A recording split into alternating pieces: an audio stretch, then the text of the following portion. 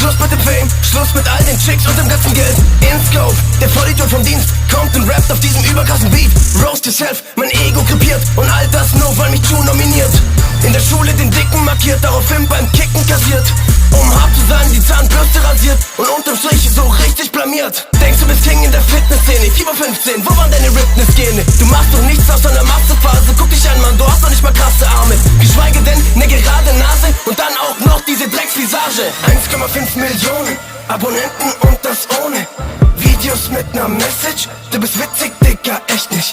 1,5 Millionen Abonnenten und das ohne Videos mit ner Message. Du bist witzig, Digga, echt nicht. Digga, echt nicht, Digga, echt nicht. Digga, Digga, echt nicht. Digga, echt nicht, echt nicht. Bra, bra, bra, bra.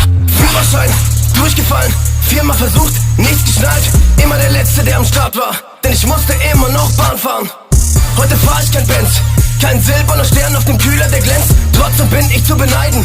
Stahlfelgen und Winterreifen, Mein Repertoire besteht aus 3 Formaten, die keiner mag. Nimm Zweitkanal mit Real Talk Shit und Saschas Face in jedem Videoclip. Kreativität, ein Wort, das ich nicht verstehe, aber ist okay. Kommt nie wieder vor wie das Themen ABC.